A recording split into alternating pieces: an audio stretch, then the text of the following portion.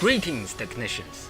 I am proud to officially announce you the very first season of TDL, the Technician Dream League. This is your host, Admin Crow. First of all, I would like to thank everyone who has shown interest in this league, whether if you are one of the participating coaches or simply a fan that came over from our Facebook group. I really appreciate your interest and support. It means a lot to me. So, if you came to this video, you should have some sort of background knowledge of what a draft league is. But in case you don't, I will be quickly going over the basic rules. So let's get started, shall we? The TDL is a small, fun singles draft league I started with a whole bunch of friends, inspired by one of the most established draft league on YouTube, the GBA, the Global Battle Association. I will leave a link to their channel down below. It is basically a singles tournament that requires each coach or player to fill their roster of 12 during their draft. By the time this video goes up, most coaches should already be done with their draft. Every Pokemon in the league is tiered. You must take 1 Tier 1, 1 Tier 2, 2 Tier 3, 1 Tier 4, and 2 Tier 5s.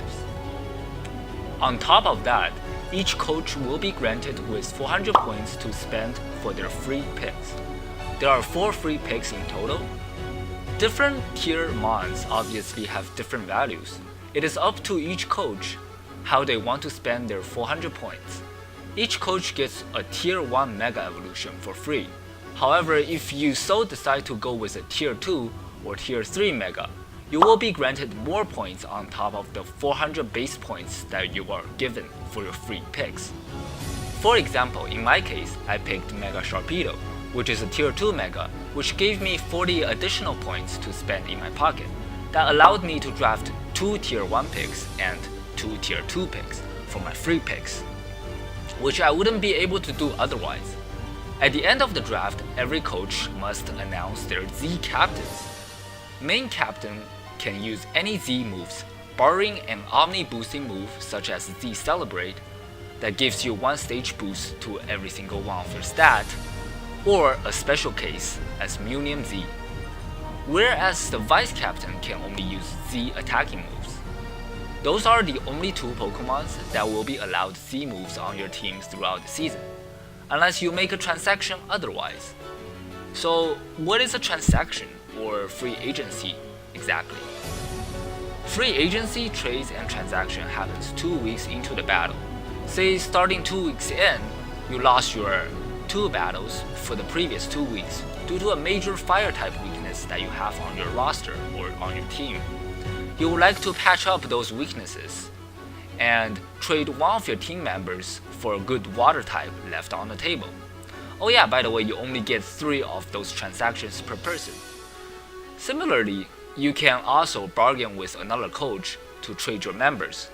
Every trade must be of equal tier, while every free agency transaction must be of equal or lower tier. Say if I trade in 1 Tier 1 pick of my own, I can get a Tier 1 or Tier 2 pick from the table or from the remaining pool. Please do know that once your free agency or trade is completed that week, you won't be able to use it, or it won't take effect until the following week. This is simply to provide fairness to the opponent that you are playing against this week when it comes down to prepping. Once the draft is completed, each coach will be battling a different opponent through Pokemon Showdown every week. You bring 6 Pokemons from your roster of 12 based on what you think will be good against your opponent that week, and then proceed to team build accordingly. You can schedule the battles at your own pace to work something out with your opponent in a potentially different time zone. However, please do not forfeit a match for the sake of the tournament, because in Draft League we also keep track of something called differential. It is basically a score to keep track of how well you won the battle or lost. There is individual differential for each Pokemon to keep track of their kills and deaths ratio. A simple way to keep track of the differential is simply kill minus death. An MVP Pokemon will be determined by the end of the season based on the ratio. Similarly, there is also differential for each team.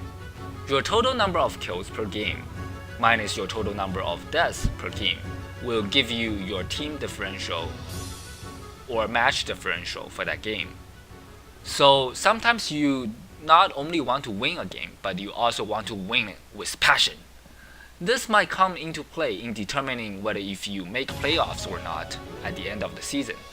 Your differential points will be what sets you apart from another team if you share the same number of win and loss, or I guess win-loss ratio.